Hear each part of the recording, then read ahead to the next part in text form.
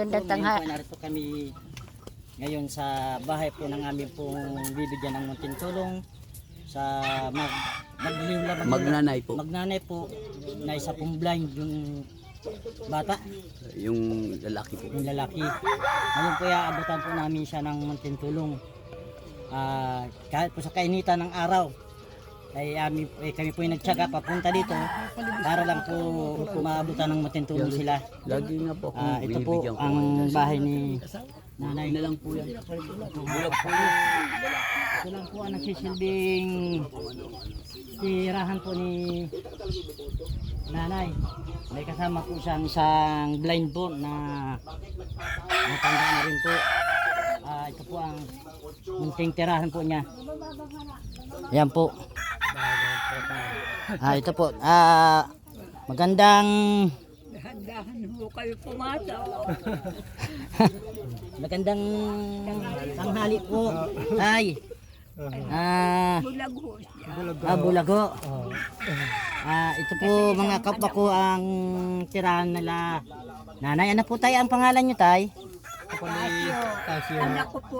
Anak niyo po. Mag-ina po kayo. Isang bulag, isang lumpo. Isang bulag po sila mga kapwa ko.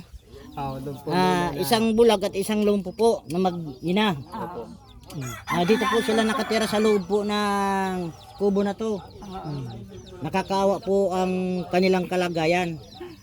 Kung titingnan nyo po, ito po ang nagsisilbing higaan po nila. Papag na sira. Yan po mga kapwa ko, nakikita po ninyo. Dingding po nila ay ano lang, sako po. Yan po na, si nanay po na iiyak na po si Lola. Bubong, yung butas. Oo.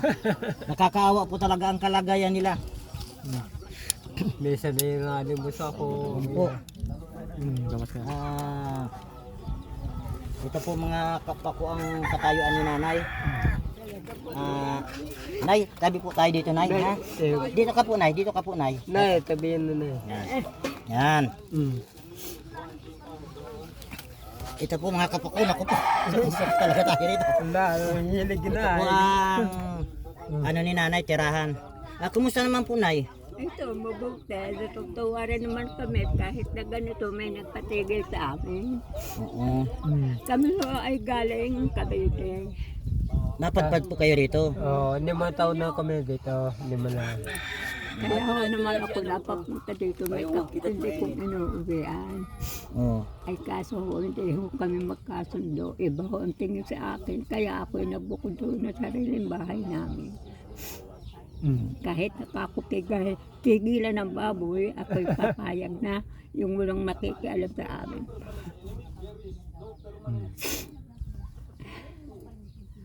Kami nag-iisa mag-ina.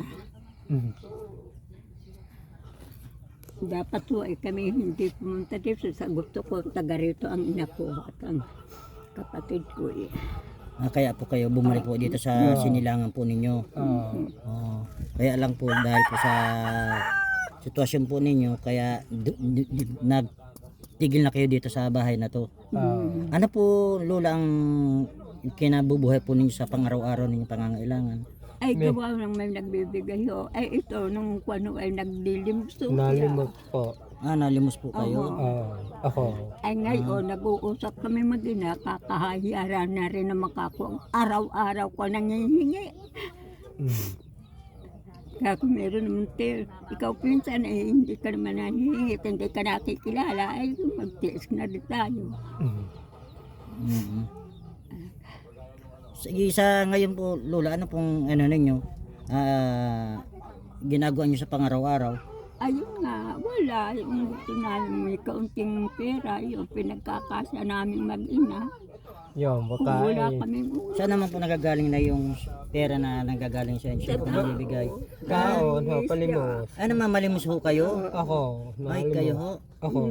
Sa katayuan niya pong isang bulag na din na kayo nakakakita. Kayo bata. May nagbibigay naman ho. May bata ho kayong kasama na siyang nag-aakay ho para sa inyo. Oo. Hindi ho ba napakadelikado ho para sa katulad ninyo yung ginagawa ninyong yan? Na unang-una ho, kainitan tapos naglalakad Ay, kayo hindi oh. Sanay ako na para lang may makain. sanay ako na naiinit ng araw. Sanay na Ay, ako. sanay ka na ho. Ay, ako din natrabaho ng ganyan pinyahan, no? Cavite, ho. Ng bundukan, no? Ay, nabulag lang naman siya Nabulag. gawa ng gamot eh. Hindi ba nag-i-spray? Eh, yun Yun, dapat pala nabomba ng yung pinya. gamot.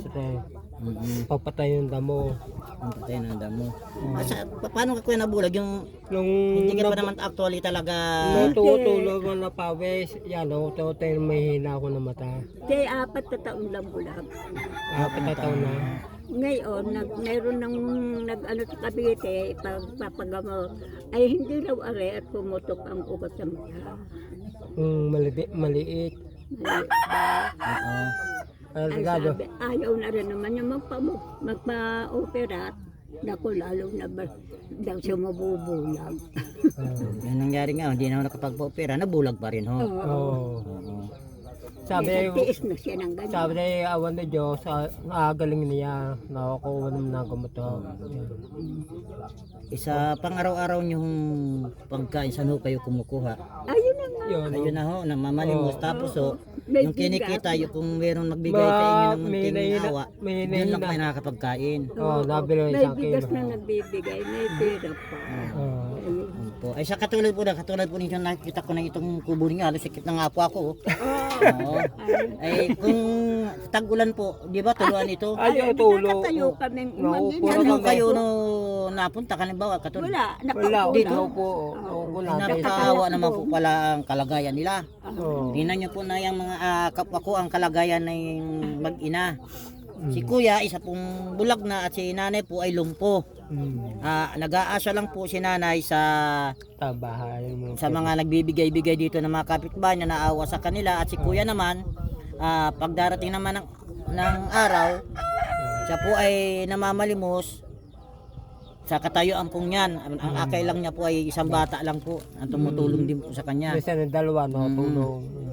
Kung may Binibigyan din niya ako. magbigay po, doon lang po sila nakakakuha ng kanilang pagkain po sa pang-araw-araw.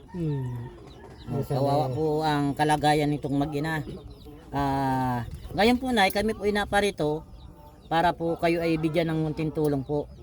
Yun po ay galing po sa kapwa kulinga po, handog mula sa puso. Salamat At po. kayo po ay bibigyan namin ng munting tulong po na makakasalbar din po sa inyo kahit papaano po sa inyong pang-araw-araw na pangangailangan. Ano po, kuya, taka nanay, ano po, amin po kayong aabutan. Pakikuha daw yung ano, yung mga ibibigay natin na anak mo. Ito po mga Kalabay talaga. Sasayakan na rin naman po kami. ito po ang